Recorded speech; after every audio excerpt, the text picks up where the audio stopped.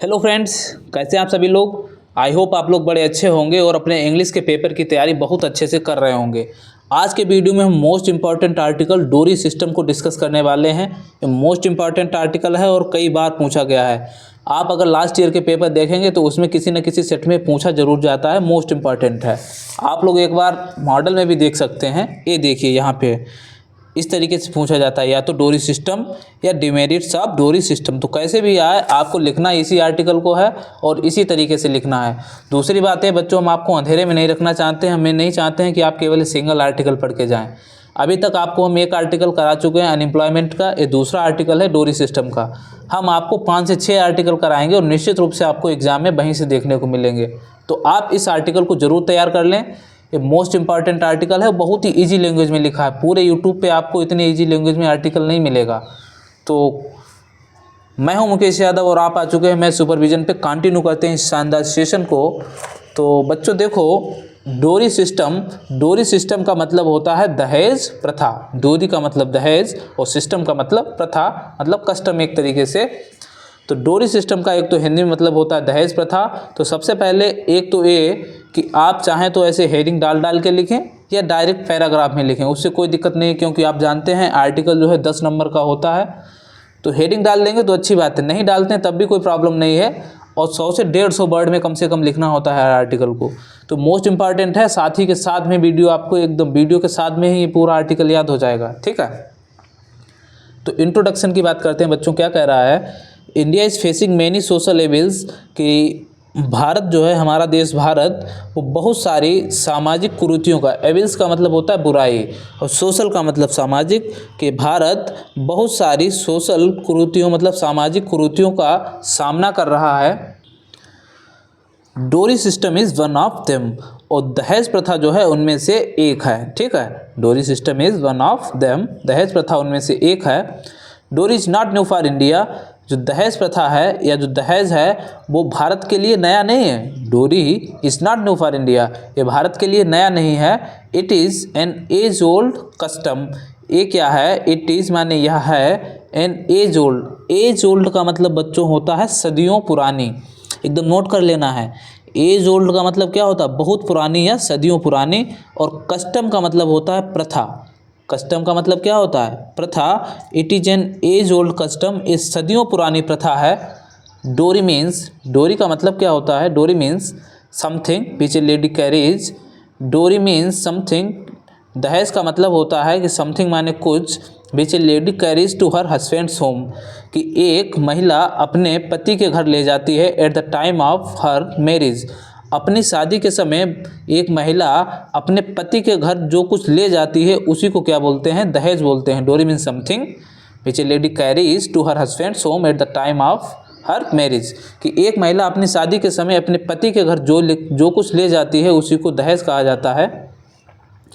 आगे, but it was not compulsory at that time, लेकिन उन दिनों, या इट वॉज नॉट कंपल्सरी या कंपल्सरी नहीं था, एट दैट टाइम उस समय यह कंपल्सरी नहीं था, मतलब ये आवश्यक नहीं था कि आप दहेज दें या ना दें, वो क्या होता था, स्वेच्छा से दिया जाता था। आगे वही लिखा है, parents use to give their daughters willingly, कि जो माता पिता हुआ करते थे, यूज टू का मतलब होता है मतलब करते थे, मतलब पास्ट की, जब भी कोई भूतकाल की जब कोई आदत को रिप्रेजेंट करना होता है तो हम यूज टू का वर्ड का यूज़ करते हैं।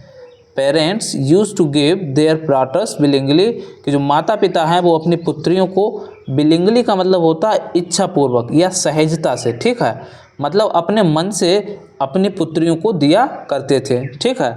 तो ये तो हो गया हमारा इंट्रोडक्शन, कि इंडिया बहुत सारी सोशल एविल्स का सामना कर रहा है, डोरी सिस्टम उनमें से एक है। और ये हमारे लिए नई नहीं है, ये बहुत पुरानी सदियों पुरानी प्रथा है। और इसका मतलब क्या होता है, जब कोई भी महिला अपने शादी के समय अपने हस्बैंड के घर जो भी ले जाती उसी को दहेज कहते हैं। और ये जो है उस समय कंपलसरी नहीं था, माता पिता क्या करते थे, एकदम सहजता के साथ अपनी पुत्रियों को दिया करते थे। अब हम बात करते हैं डोरी इन मॉडर्न एज की, आधुनिक युग में दहेज क्या है। डोरी इन मॉडर्न एज की, आधुनिक युग में दहेज क्या है। नाउ डेज डोरी has taken very ugly shape.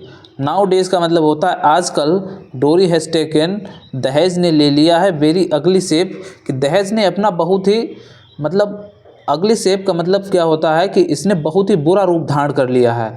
मतलब आजकल दहेज का माहौल ही बहुत ज़्यादा ख़राब हो गया है। अगर इसको थोड़ा अंदर से समझें कि नाउ डेज डोरी has taken very ugly shape, दहेज ने अपना बहुत ही बुरा रूप ले लिया है। नाउ इट इज़ डिमांडेड, अभी मांगा जाता है। आजकल हम सब जानते हैं कि दहेज तो मांगे जाता है, ठीक है। कहीं भी अगर शादी करनी है तो 10 से 15 लाख में शादी होती है। ये बहुत बड़ी कुरीति है हमारे समाज के लिए। नाउ इट इज़ डिमांडेड, ये मांगा जाता है। And it has become compulsory, और अब ये क्या हो गया है, एकदम कंपलसरी हो गया है, नेसेसरी हो गया, एसेंशियल हो गया बहुत ज़्यादा। कंपलसरी का मतलब होता है, कंपलसरी याद कर लो यार, मतलब एक कंपलसरी हो गया है, मतलब एकदम बहुत ज़रूरी हो गया, ठीक है। कंपलसरी का मतलब ज़रूरी एक तरीके से। एविल इफ़ेक्ट्स ऑफ डोरी, कि हमारे जो एविल इफ़ेक्ट्स ऑफ डोरी कि जो दहेज का है इसका क्या प्रभाव पड़ता है, इसकी कौन से इसमें दोष हैं जिससे हमारे समाज पे प्रभाव पड़ता है। एविल इफ़ेक्ट्स ऑफ डोरी, कि दहेज के क्या क्या जो हैं बुराइयां हैं, क्या इससे प्रभाव पड़ता है, नकारात्मक क्या प्रभाव पड़ता है हमारे समाज पे। एविल का मतलब नकारात्मक, प्रभाव ऑफ डोरी मतलब दहेज के नकारात्मक प्रभाव क्या है भैया। एविल इफ़ेक्ट्स ऑफ डोरी can be seen in everywhere in India, कि जो दहेज का नकारात्मक प्रभाव है वो भारत में कहीं भी देखा जा सकता है। एनीवेयर का मतलब होता है कहीं भी, एविल का मतलब होता है नकारात्मक या कुरीत, ठीक है। कुरीत भी बोलते हैं, नकारात्मक भी बोलेंगे यहाँ पे इफेक्ट के साथ में। तो एविल इफ़ेक्ट्स ऑफ डोरी can be seen in anywhere in India, कि दहेज के जो नकारात्मक प्रभाव हैं वो भारत में कहीं भी देखे जा सकते हैं। न्यूली मैरिड ब्राइड्स, ब्राइड का मतलब होता है बच्चों दुल्हन, ब्राइड का मतलब क्या होता है दुल्हन। न्यूली का मतलब नई, मैरिड का मतलब जिसकी शादी हो गई हो, मतलब जो नई दुल्हनें होती हैं। और ऑफन, ऑफन का मतलब होता है अक्सर या प्रायः। ऑफन का मतलब क्या होता है अक्सर या प्रायः। टार्चर तो बच्चा बच्चा जानता है, परेशान करना। तो जो नई दुल्हनें हैं वो आर ऑफन टॉर्चर्ड, उनको प्रायः क्या किया जाता है, टॉर्चर्ड, परेशान किया जाता है। बिकॉज ऑफ, बिकॉज ऑफ का मतलब होता है के कारण। बिकॉज ऑफ का मतलब बच्चों क्या होता है के कारण। Because of not bringing proper डोरी, कि अच्छा खासा दहेज ना ले आने के कारण जो नई दुल्हनें हैं उनको बहुत ही परेशान किया जाता है। समटाइम्स गर्ल्स या समटाइम्स ब्राइड भी लिख सकते हो यहाँ पे, ठीक है। ब्राइड लिखोगे तो ज़्यादा अच्छा है। समटाइम्स ब्राइड मतलब कभी कभी जो दुल्हनें हैं, ब्राइड्स कर दो यहाँ पे, क्या कर दो brides. Sometimes brides are burned alive, कभी कभार क्या होती हैं जो लड़कियां जिनकी शादी हो जाती हैं उनको जिंदा जला दिया जाता है। बर्न का मतलब जलाना, उसकी थर्ड फॉर्म लिखिए वंट, वंट अलाइव, जिंदा जला दी जाती हैं। बिकॉज ऑफ डोरी, दहेज के कारण। बिकॉज ऑफ का मतलब क्या होता है बच्चों के कारण, और डोरी का मतलब दहेज, दहेज के कारण। Birth of girl child has become ill omen, कि जो लड़की का जो जन्म है उसको क्या मान लिया गया, इल ओमेन का मतलब होता है अपशकुन मान लिया गया है। बताओ इतनी बड़ी कुरीति है कि एक बच्ची जब हमारे घर में जन्म लेती है तो उसको अपशकुन माना जाता है। क्यों? बिकॉज ऑफ डोरी, दहेज की प्रथा के कारण। तो वही लिखा हुआ है कि because of dowry birth of girl child has become ill omen, कि एक जो बच्ची है उसके जन्म को अपशकुन माना जाता है दहेज के कारण, ठीक है। इतनी बात क्लियर होगी। अब देखो, sometimes girls commit suicide to reduce burden of their parents, कभी कभार क्या होती है लड़कियां, कमिट का मतलब सुसाइड, गर्ल्स लिख दो यहाँ पे, गर्ल ना करके क्या गर्ल्स। समटाइम्स गर्ल्स, या यहाँ पे ब्राइड्स भी कर सकते, गर्ल्स ही रहने दो। समटाइम्स गर्ल्स, कभी कभार लड़कियां कमिट सुसाइड, सुसाइड कर लेती हैं तो reduce burden of their parents, कि बर्डन का मतलब होता है बच्चों भार, बर्डन का मतलब भार, और रिड्यूस का मतलब होता है कम करना, रिड्यूस का मतलब कम करना, बर्डन का मतलब भार। तो कभी कभार लड़कियां, कमिट का मतलब करना, सुसाइड, कभी कभार लड़कियां सुसाइड कर लेती हैं तो रिड्यूस बर्डन, भार कम करने के लिए, ऑफ देयर पेरेंट्स, अपने माता पिता का। तो कभी कभार लड़कियां अपने माता पिता का भार कम करने के लिए सुसाइड कर लेती हैं। अब यहाँ से बच्चों जो है आपको इतना क्लियर हो गया होगा। अभी तक हमने क्या पढ़ा डोरी सिस्टम में, एक तो इंट्रोडक्शन कि डोरी सिस्टम क्या है। भारत जो है बहुत सारी कुरीतियों का सामना कर रहा है, डोरी सिस्टम उनमें से एक है, पुरानी प्रथा है। और लड़कियाँ क्या करती थी, अपनी शादी के समय जो ले जाती थी उसी को दहेज बोला जाता था। और तब उस समय कंपलसरी नहीं था और पेरेंट्स अपना जो है इच्छापूर्वक दिया करते थे। आजकल क्या है, ये बहुत ही भयंकर हो चुका है, मतलब बहुत ही नकारात्मक हो चुका है डोरी, और ये मांगा जाता है और ये कंपलसरी हो गया है। एविल इफेक्ट्स हमने देख ही लिया है कि भारत में कहीं भी देखा जा सकता है।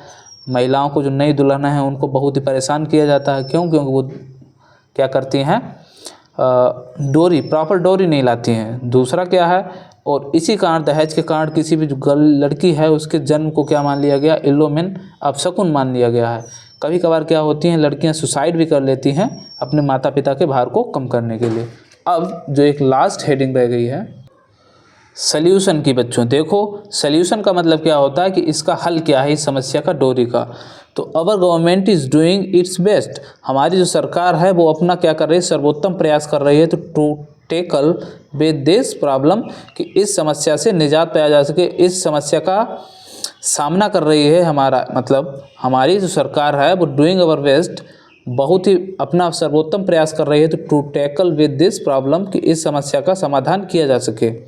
एंटी डोरी एक्ट हैज़ बीन पास्ड, जो एंटी डोरी एक्ट है वो क्या हो चुका है, पास हो चुका है, या एंटी डोरी विधेयक। एंटी का मतलब होता है मतलब डोरी के जो खिलाफ है, ठीक है। एंटी डोरी एक्ट मतलब जो एंटी डोरी विधेयक है वो हैज़ बीन पास्ड, पास हो चुका है।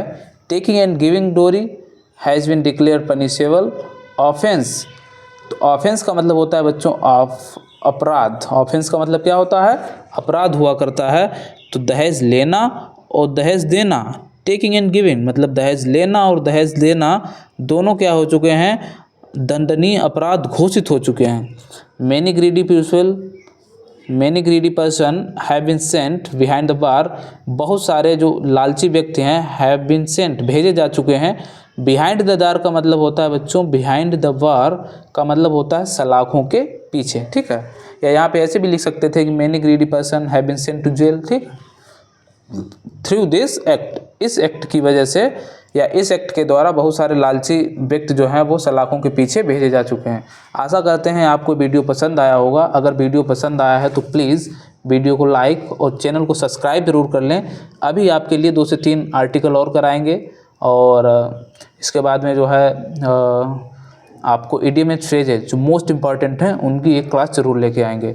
तो मिलते हैं नेक्स्ट वीडियो में, तब तक के लिए जय हिंद, नमस्कार। घर पे बहुत अच्छे से पढ़ते रहिए, मुस्कुराते रहिए, हंसते रहिए। Thank you.